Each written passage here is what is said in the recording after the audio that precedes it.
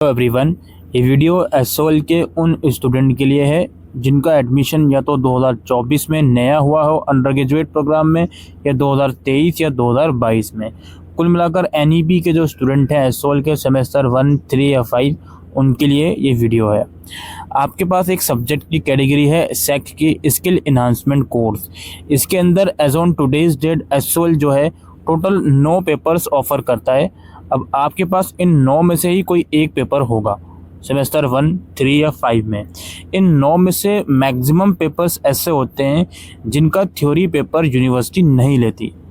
जब 2022 में एडमिशन हुआ था एसओएल में, उसके बाद पेपर्स लिए गए हैं सारे सब्जेक्ट्स के, लेकिन फिर एसओएल ने या यूनिवर्सिटी ने ये डिसाइड करा है कि चूँकि कुछ पेपर्स ऐसे होते हैं जो स्पेसिफिकली प्रैक्टिकल पर्पस या इंटरनल असेसमेंट के पर्पस से पढ़ाए जाते हैं, तो इसलिए उन पेपर में कोई भी थ्योरी एग्ज़ाम्स नहीं होगा।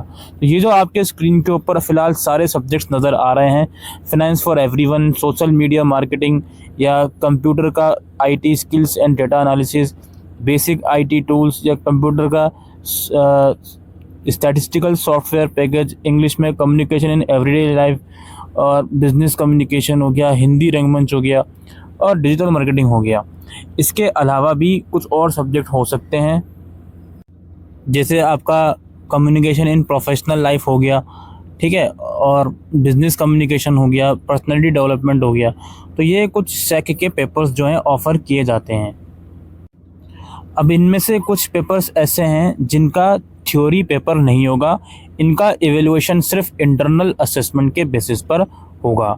जो आपका स्क्रीन के ऊपर सब्जेक्ट्स लिखे हुए हैं, communication in everyday life, communication in professional life, Hindi रंगमंच और कंप्यूटर साइंस के तीनों सब्जेक्ट हो गए, एडवांस स्प्रेडशीट टूल्स या basic IT tool, digital marketing.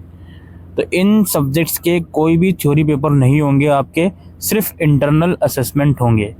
आपका बाद में एडमिट कार्ड आएगा, अगर आपके पास इनमें से कोई सब्जेक्ट है तो आप कहोगे सर 6 ही सब्जेक्ट मेंशन है, 7वां सब्जेक्ट नहीं है, तो इसलिए ये वीडियो बनाई जा रही है। लेकिन, और ये बहुत बड़ा लेकिन है, लेकिन अगर आपने मान लीजिए दिसंबर 2023 में कोई एग्ज़ाम दिया था सेमेस्टर 1 या 3 का, कोई भी एग्ज़ाम सेक का आपने दिया था, उस टाइम पर उस पर्टिकुलर सब्जेक्ट का थ्योरी पेपर होता था और आपका अगर ईआर है या आप एब्सेंट थे, तो उस कंडीशन में आपको देना पड़ेगा पेपर।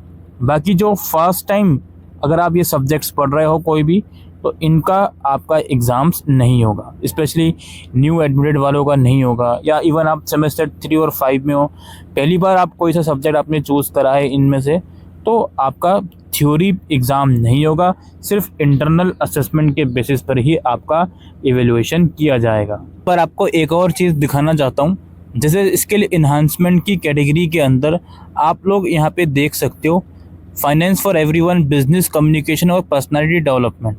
ये डेट शीट है। डेट शीट में सेक की कैटेगरी में केवल 3 सब्जेक्ट्स ही मेंशन हैं, ठीक है। आई होप अब आपका डाउट क्लियर हो गया होगा कि यहाँ पर बाकी के और सब्जेक्ट्स मेंशन क्यों नहीं है। हालांकि एट द सेम टाइम मैं ये भी आपसे कहूँगा, सेमेस्टर 5 का सेक का सब्जेक्ट ऐड हुआ नहीं है।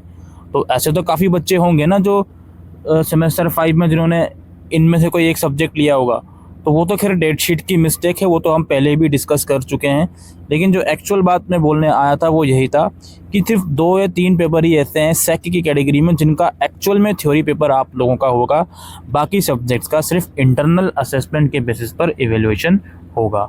उम्मीद करता हूँ दोस्तों आपको ये वीडियो यूज़फुल लगी हो, तो वीडियो को शेयर कीजिएगा। Thank you.